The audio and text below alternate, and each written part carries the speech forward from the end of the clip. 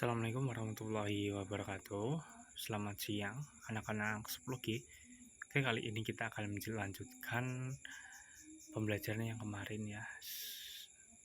Kalau materi kemarin animalia, hari ini kita akan belajar tentang ekosistem. Kemarin kalian juga sudah tes diagnostik, dan ini nanti ada pengantar sedikit tentang materinya, dan ada juga penjelasan tentang LKPD yang besok harus kalian kerjakan secara berkelompok. Oke, Bapak mulai. Seperti biasa, yang pertama ada kontrak belajar. Kalian harus belajar aktif dan bersungguh-sungguh, disiplin dan mengerjakan tugas dan bekerja sama dalam kelompok. Jadi kalian harus, kalau ada tugas individu ya mengerjakan dengan individu dengan disiplin. Kalau ada tugas kelompok ya kalian harus mengerjakan dengan kompak bersama-sama. Jangan ada salah satu dari kalian mengerjakan sendiri, tapi yang lainnya itu tidak ikut mengerjakan, malas-malesan, dan tidak mau berkolaborasi bersama. Kalau ada yang seperti itu, kalian boleh lapor kepada Bapak. Siapa-siapa saja yang tidak mau ikut dalam tugas kelompok.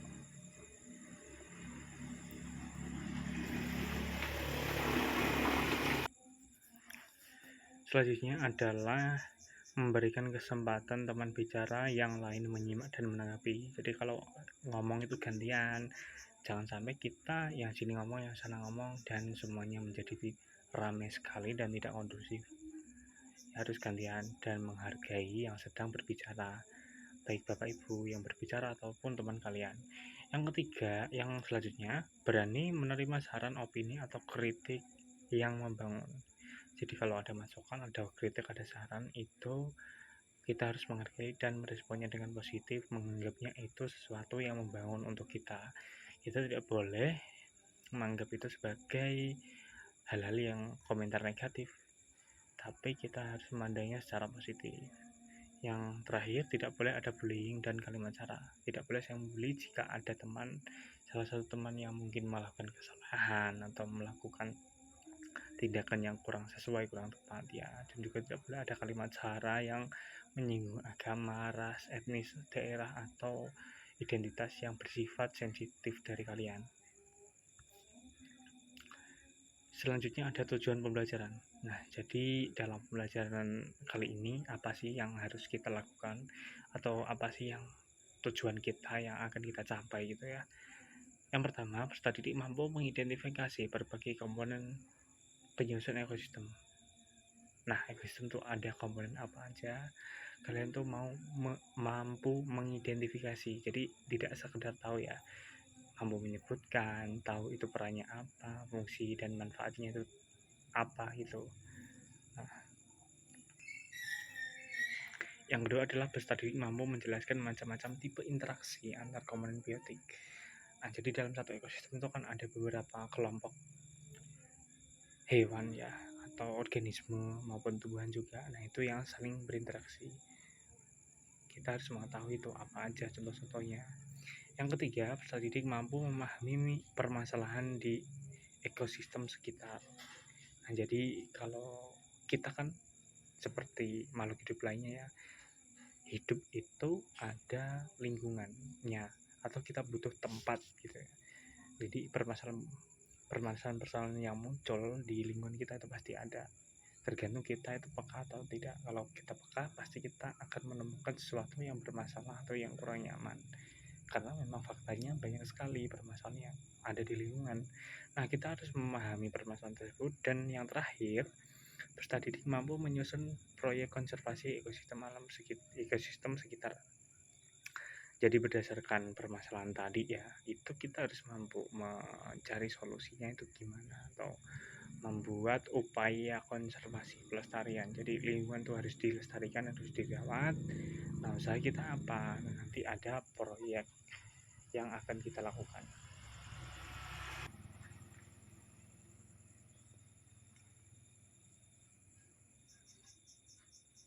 Yang pertama ada pertanyaan pemantik nih, sebelum kita masuk ke dalam materi ada pertanyaan dulu.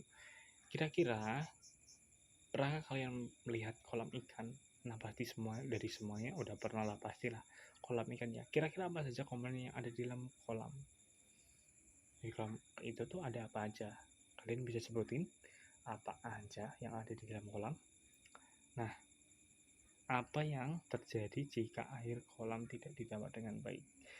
Nah, seperti yang ada di gambar, kemungkinan besar ikannya itu akan mati ya karena tidak dirawat. Nah, kenapa kok bisa mati? Nah, apa penyebabnya? Coba kalian pikirkan.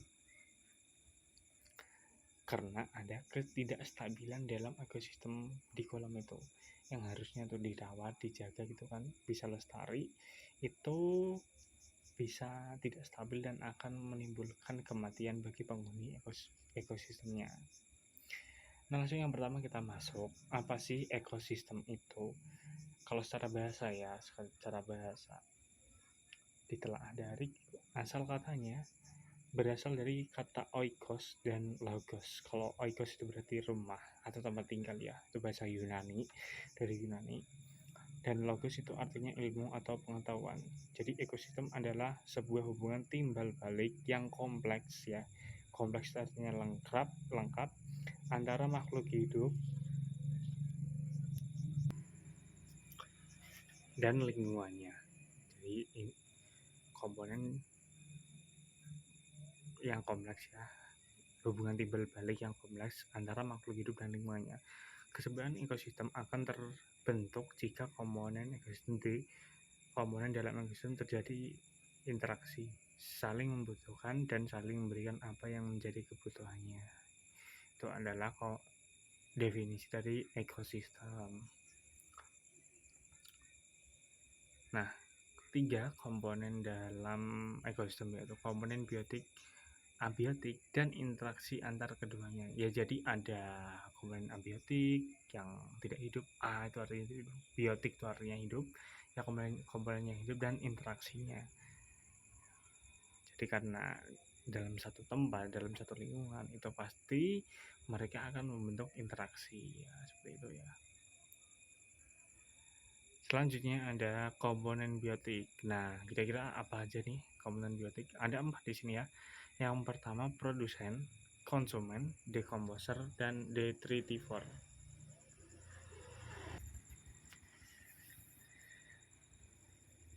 Yang pertama ada produsen, yaitu organisme yang mampu memproduksi senyawa organik dan dari bahan senyawa anorganik dengan bantuan sinar matahari. Artinya apa? Produsen ini diduduki oleh tumbuhan. Kemudian konsumen, organisme yang memperoleh bahan organik dari organisme lain. Jadi dia mengkonsumsi atau membutuhkan bahan makanan yang dari organisme lain. Itu konsumen. Kemudian ada decomposer, organisme pengurai yang mampu merombak sisa produk organisme yang telah mati menjadi senyawa anorganik. Jadi kalau decomposer ini itu dari golongan jamur, kemudian bakteri gitu ya. Kemudian ada yang terakhir detritivor, yaitu organisme yang memakan serpihan-serpihan organik dari suatu organisme. Jadi ada hewan ya, dari golongan hewan kalau detritivor. Bedanya sama decomposer itu kalau detritivor dari golongan hewan yang memakan serpihan organik. Jadi dia menguraikannya menjadi bagian yang lebih kecil lagi ya. Bukan menguraikan dari senyawa organik, produk sisa organik ya, menjadi senyawa anorganik. Kalau itu tugasnya decomposer, bukan detritivor. Oke, yang selanjutnya ini ada gambar ya, contoh-contohnya. Yang pertama ada produsen, konsumen 1, 2, 3, dan juga decomposer sama detritivor gitu ya. Jadi kalau produser itu yang bawah ini, yang dia itu dari golongan tumbuhan. Kalau konsumen 1 itu pasti diduduki sama hewan-hewan yang memiliki kelas herbivora ya, atau pemakan rumput. Kemudian juga ada omnivora di atasnya yang memakan segala ya, mampu makan daging ya doyan, makan tumbuhan juga doyan. Dan yang terakhir itu ada karnivora atau konsumen tersier atau konsumen puncak ya, yang dia menduduki suatu puncak rantai makanan di ekosistem. Selanjutnya ini ada decomposer ya, yang terdiri dari bakteri sama jamur sama sama ini D34 itu cacing, terus kemudian ulat gigi 1000 yang gitu-gitu.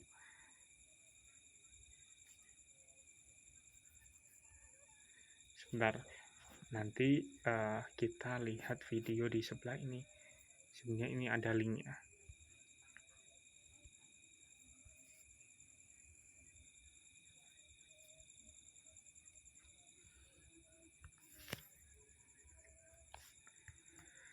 Coba kita lihat video di Instagram di sebelah kanan ini. Nah, bisa kita perhatikan itu ada belalang ya, belalang semut. Atau kita bisa sebutkan itu belalang padi. Lihat, dia menangkap bunga burung. Nah, sekarang hendak meminum air. Nah, dengan tubuh yang kecil seperti itu, belalang itu mampu menangkap burung sedang terbang dan dia tangkap, dia gigit dan akhirnya dan burungnya itu saling makan. Itu ya, itu burung.